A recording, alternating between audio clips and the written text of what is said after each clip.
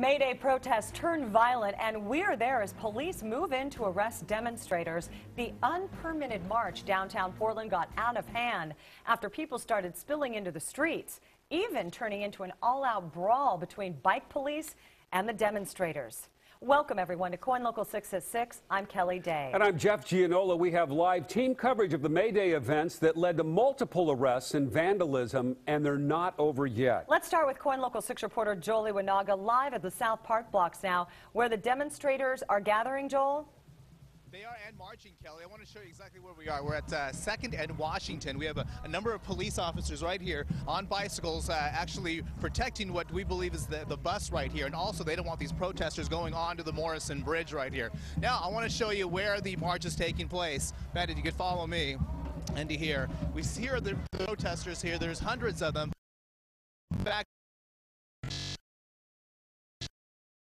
immigration to finance reform, as well as to police brutality. We were accosted about 15-20 minutes ago about the so-called corporate media. They were very upset with us, and we do want to apologize to the viewers that if some profanity did make it on the air. But a lot of folks very impassioned here, very emotional about what they are believing in. And again, we are here at 2nd and Washington, just passing the Morrison Bridge. So far, very peaceful. A lot of very vocal and a lot of emotions, a lot of screaming, but at the same time, people being very respectful in terms of the sidewalks. And again, this is a permitted march, which means they did get a permit. They are allowed to do this. A lot of drivers we spoke with, a lot of commuters kind of shrugging their shoulders. But again, this is perfectly legal in what they are doing. That is the very latest reporting for you live here in downtown Portland.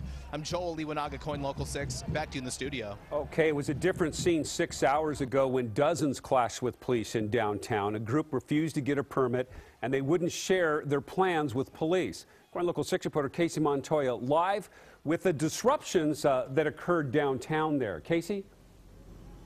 Yeah, it was pretty bad out there this afternoon, and then most of those people came here to the park blocks. This is where the planned and permitted rally met. We're here at Shemansky Park, and everyone's gone now. You just saw they're all marching where Joel Iwanaga is live, but this is where the International Workers' Day celebration is going on. Everything here was peaceful, even though there were hundreds of people crammed into this park. That was not the case earlier as they went inside Pioneer Place Mall.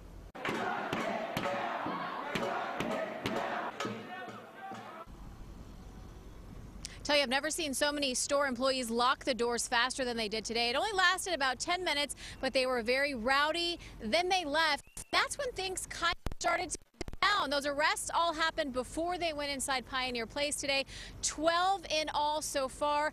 It's been very rowdy today, and police that they a lot of violence towards them. That's what they saw on Facebook. That's what they told from their sources. So right there are a lot of bicycle cops. Everywhere you look on the blocks today, there are police, as are we, waiting for them to come back here, because this is where they are supposed to end up. And we've also been told there's a dance party that's expected to get a little bit rowdy that should be leaving here at 6:30, but we're assuming it's going to be a little late because everything started about 20 minutes later than scheduled. Reporting for you live at the South Park blocks, Kacey Montoya, KOIN Local 6. Thank you, Kacey. Now, KOIN Local 6 reporter Carla Castano has also been following this story all day, live where the march started down at Waterfront Park. And Carla, talk to us more about the arrests that were made today. Well, Kelly, those who were arrested were charged with interfering with a police officer as well as disorderly conduct. Still, some say that they think that the police just went too far today during the protest.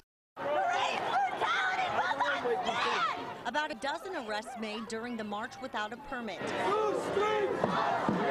The first arrest happened when protesters took to the street after several requests from police to stay on the sidewalks. An officer let off this pink smoke while he worked to put a man in zip-tie handcuffs. Then a few blocks away, a bicyclist is knocked off his bike. Protesters are upset, and one man is pulled into the street by police and taken into custody. I don't think we've shown at all any violence today, and the police definitely have shown a lot. Protesters have mixed views on how the arrests were handled by police. Every year, the anarchists do participate in the May Day march along with a lot of other groups, and they always behave themselves, and there's never riot gear people. This year, they decided to do their own thing before the actual May Day march. The march went on for a few hours through downtown Portland, disrupting traffic. Then they even went through the middle of Pioneer Place Mall, where they shouted for workers to strike. Despite about a dozen arrests and a busted-out Wells Fargo bank sign, protesters say the march was meant to be peaceful in honor of workers' rights. So we're just coming together to take the streets and to get that solidarity out there. I talked to a sports spokesperson with the Portland Police Bureau. They tell me that this May Day march was a little unusual, this unpermitted march, because the participants were so combative this year. They also say that while they've reported that there have been 12 arrests, there will probably be more than that, they say, when they crunch the final numbers. Reporting for you live from downtown Portland, Carla Castano, KOIN Local 6.